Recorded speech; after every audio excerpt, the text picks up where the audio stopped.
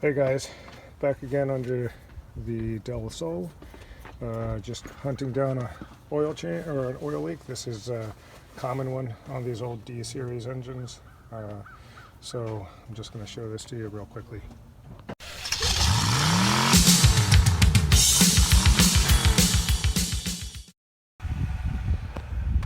Alright, so I'm just going to take you in kind of closely here. This is the side of the transmission housing, and you can just kind of see that there's a puddle of oil sitting down there at the bottom. It literally is just coming from right above, which is right here. And that is this is actually the distributor housing. You can see that it's kind of wet underneath. So it's actually probably the O-ring between the housing and the head.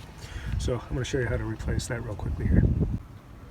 So now you're going to swear that it's always windy when I'm filming, but so be it. It is kind of always windy at this point. So, all right. So the distributor is held on by 3 bolts, one here, one in the back, one underneath. My suggestion is 6-inch extension with a 12 millimeter socket or wrench. This, if it's been changed out, like on my other DelSol, that one has a 13. So, but the stock one is a 12 millimeter bolt. Now, the first thing that you want to do is actually just mark your position of your distributor. So you can do that in a number of ways, but one way is literally just take a permanent marker, draw the arc of that washer, or you can take a ruler and just make a notch right across the top there. That way you can pretty much line it back up with your timing when you're done. Shouldn't have to reset your timing at that point. So I just went with a Molly Distributor O-ring, so that's the part number right there that I'm using. So I'm just going to show you how you pop this apart, put that in, and hopefully seal up an oil leak.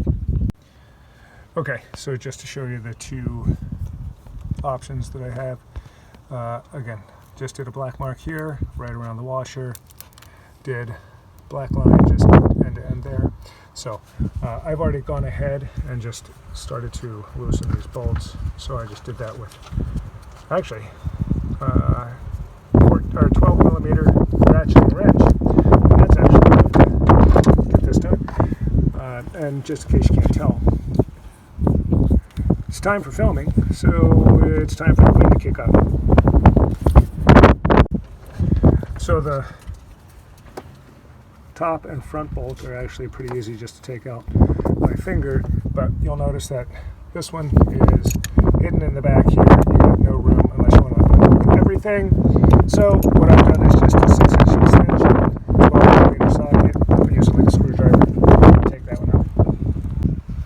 Alright, so I've got that 3rd bolt out. I've unclipped the VTEC wire from this bracket. I've unclipped the distributor wires from this same bracket.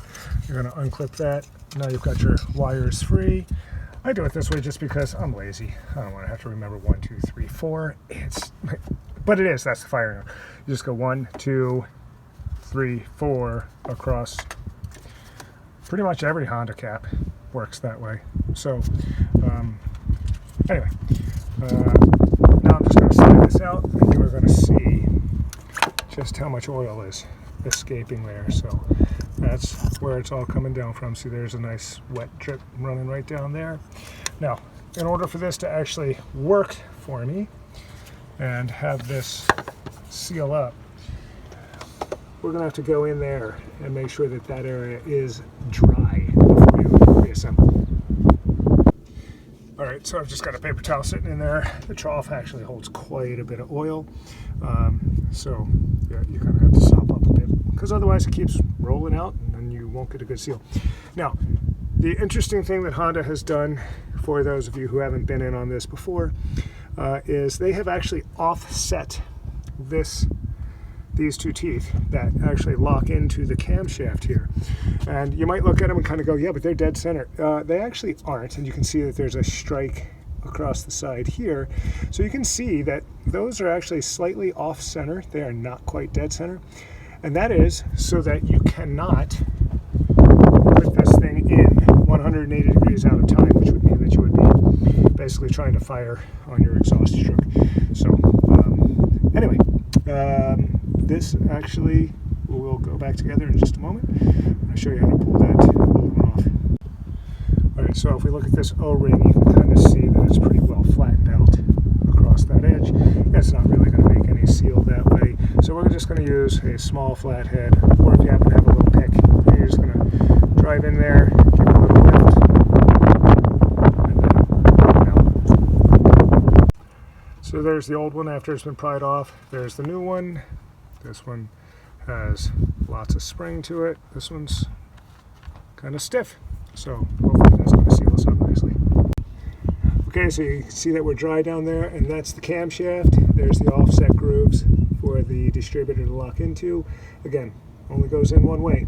So I can see that it's just a little bit beyond horizontal. I'm going to just line mine up again just to be sure that I'm pretty close there. Should be able to lock it right in, and then just start finger tightening the bolts. All right, so got the new O-ring in place. I'm just going to take this, take it down, go in, give it a little shimmy, and there we go, locked in. So we're in place at this point, and you can see how, again, we're going to make sure that we line things up as we put our bolts back in. So I'm just going to grab that top one because it's the simplest one for me to have access to. It'll just keep me from having this thing want to topple off.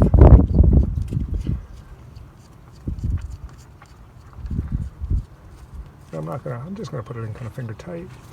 So, and again, we'll get that lined back up as we get through here. I know which one's the greasy bolt that goes down here because, well, that one's the one that got just puked on the whole time here by that oil leak.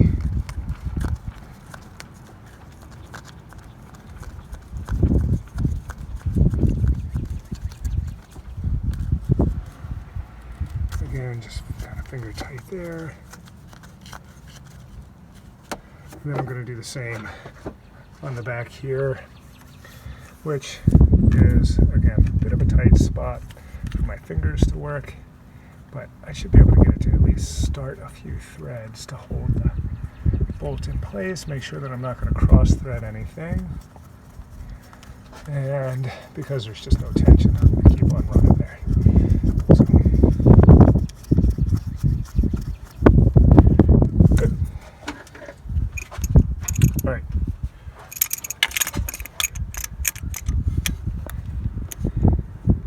And with that, to make sure that I'm staying lined up top here. So again, I'm going to get that a little bit more snug, just enough that I can barely rotate this thing by hand. And now you can kind of see that I've got my black line just showing, and a blue line there. So my timing should be spot on to the same place that it was when I started this little project.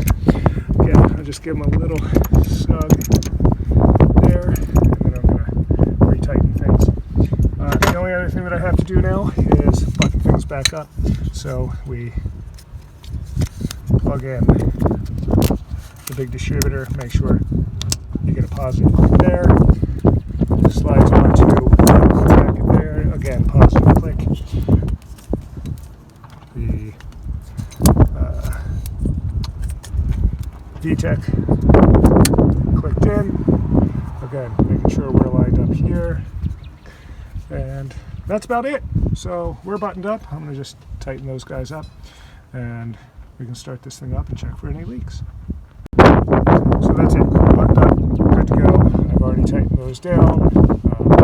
And again, you can just see that I've got myself lined up there around the arc that I did around that washer. So that gets me lined up for my timing. Everything's snug. Now I just have to run the car for a bit. I'm going to have to hit down here with a little bit of brake clean just to get myself cleaned up so I know what I'm looking for. But that should do it. Thanks for watching. Again, as always, like and subscribe.